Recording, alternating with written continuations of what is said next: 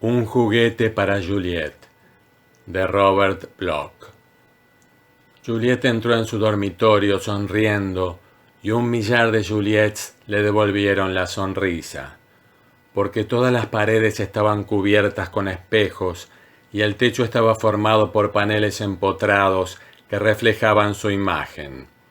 Por todos lados donde mirara podía ver los rubios rizos que enmarcaban unos rasgos llenos de sensibilidad. Pero Juliette no se sonreía a sí misma. Sonreía debido a que sabía que el abuelo estaba de vuelta y le habría traído otro juguete. Dentro de unos momentos sería descontaminado y se lo entregaría, y deseaba estar preparada. Juliette giró el anillo en su dedo y los espejos se oscurecieron.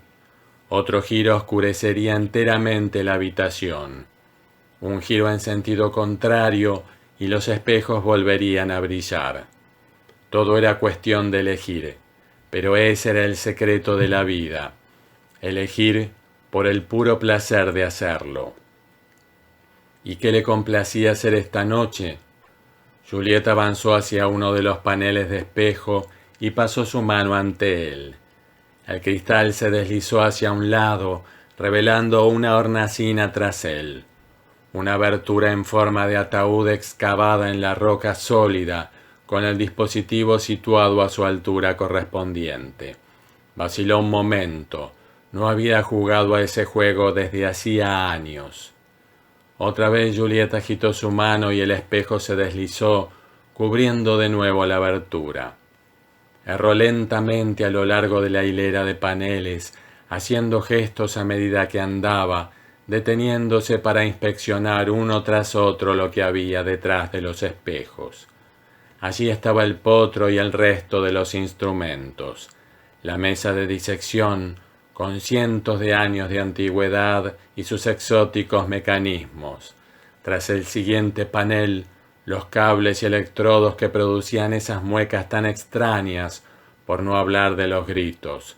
Por supuesto, los gritos no importaban en una habitación a prueba de ruidos. Se dirigió hacia la pared lateral y agitó de nuevo su mano. El obediente cristal se deslizó a un lado y se quedó contemplando un juguete que casi había olvidado. Era una de las primeras cosas que el abuelo le había traído, y era muy vieja, parecida a la caja de una momia. ¿Cómo la había llamado? Ah, sí, la doncella de hierro de Nuremberg. Eso era, con las afiladas púas de acero llenando la tapa por su interior. Tenías que ir con mucho cuidado al usarla para no arruinar demasiado rápido la diversión. El abuelo le había enseñado cómo funcionaba la primera vez que le había traído un juguete realmente vivo. Y luego el abuelo se lo había mostrado todo. Le había enseñado todo lo que sabía, puesto que era muy sabio. Incluso le había dado su nombre sacándolo de uno de los viejos libros impresos que había descubierto escritos por el filósofo de Sade. El abuelo le había traído libros del pasado, al igual que le había traído los juguetes. Era el único que tenía acceso al pasado, puesto que era el dueño del viajero. El viajero era un mecanismo muy ingenioso, capaz de alcanzar las frecuencias vibratorias que lo liberaban de los lazos del tiempo. En reposo, era simplemente un artefacto parecido a una gran caja cúbica del tamaño de una habitación pequeña. Pero cuando el abuelo accionaba los controles y se iniciaba la oscilación, la caja se volvía borrosa y desaparecía. Estaba todavía allí, decía el abuelo. Al menos la matriz permanecía allí, como un punto fijo en el espacio y en el tiempo. Pero cualquier cosa o cualquier persona que estuvieran dentro del cubo podía moverse libremente por el pasado.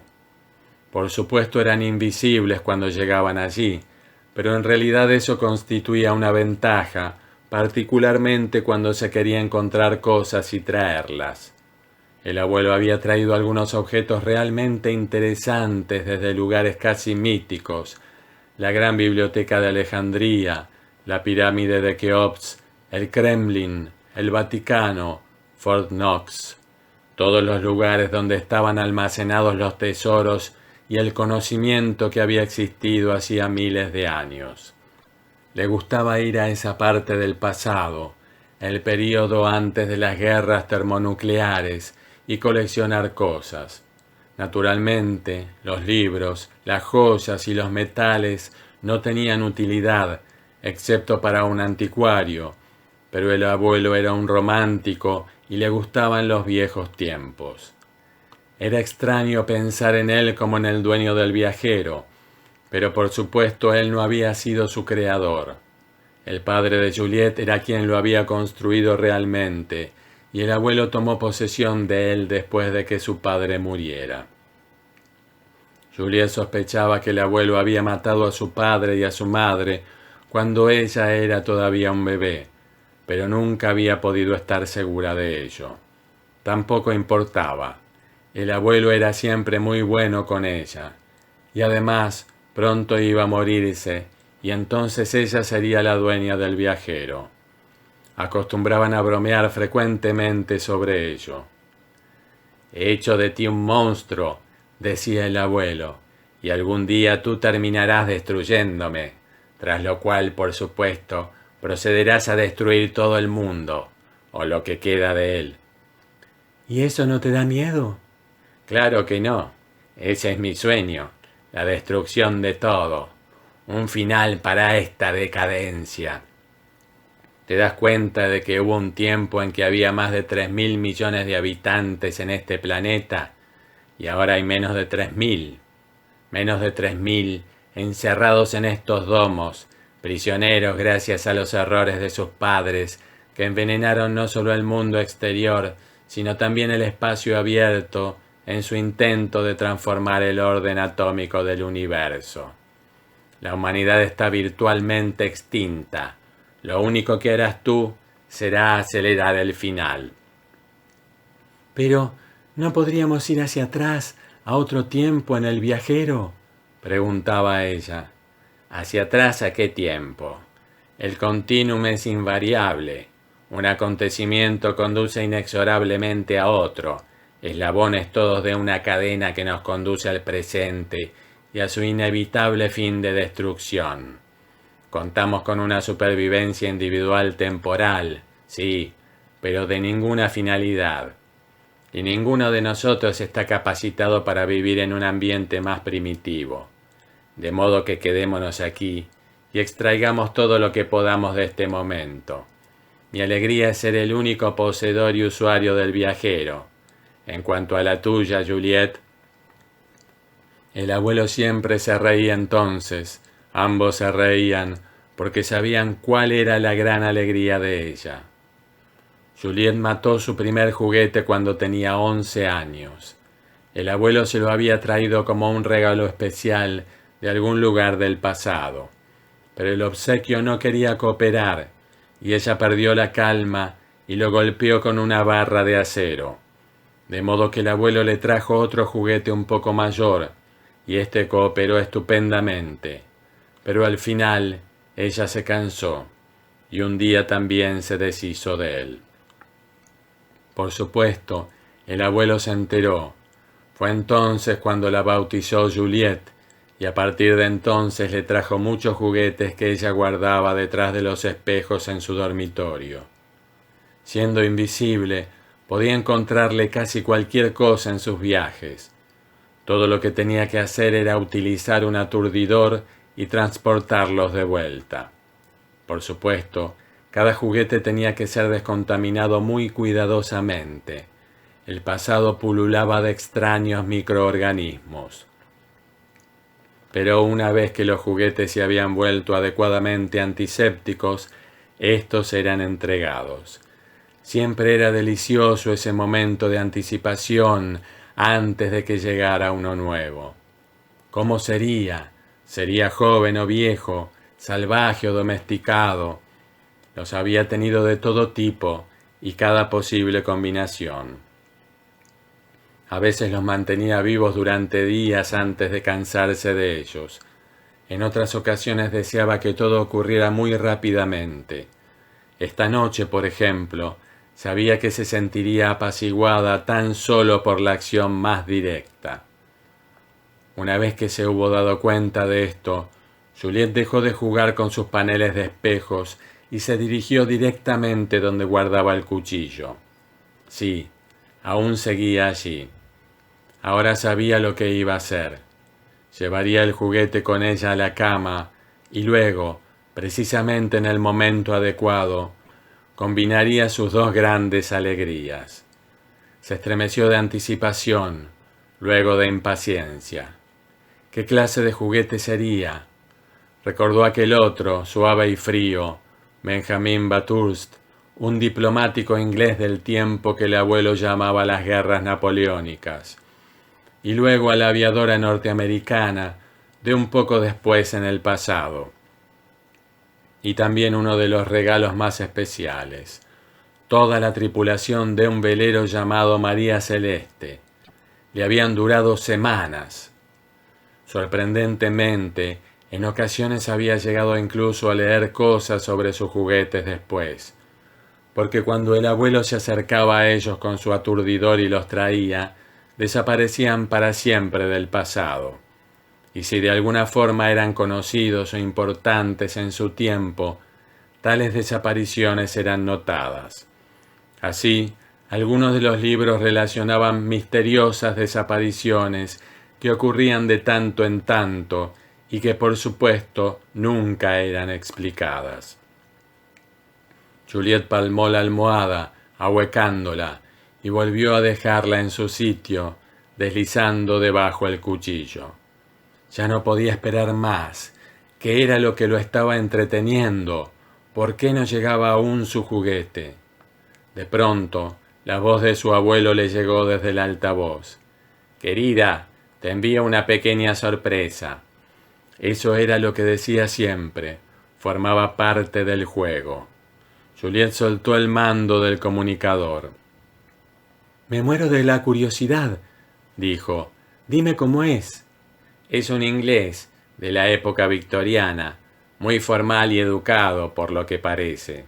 «¿Joven? ¿Guapo?» «Aceptable». El abuelo dejó escapar una risita. «¿Quién es? ¿Alguien de los libros?» «Ignoro su nombre. No encontramos identificación durante la descontaminación, pero por sus ropas y modales y el pequeño maletín negro que llevaba cuando lo descubrí, a primeras horas de esta madrugada, calculo que debe ser un médico regresando de alguna llamada de urgencia». Juliette sabía lo que eran los médicos por sus lecturas, por supuesto, como sabía lo que significaba victoriano. De algún modo, la combinación parecía correcta. «Formal y educado», rió ella. El abuelo rió también. «Tienes algo en mente, estoy seguro». «Sí». «¿Puedo observar?» «No esta vez».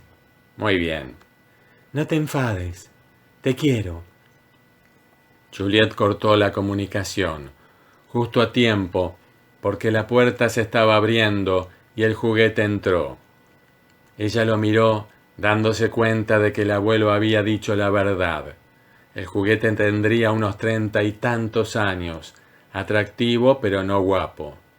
No podía serlo, enfundado en aquel traje oscuro y con aquellas ridículas patillas. Había algo casi deprimentemente refinado en él. Un victoriano enrojeciendo, con la constitución de un toro, e ignorante de que aquel era su matadero. Era tan divertido que ella no pudo dominarse. Avanzó inmediatamente y lo rodeó con sus brazos. «¿Quién es usted? ¿Dónde estoy?»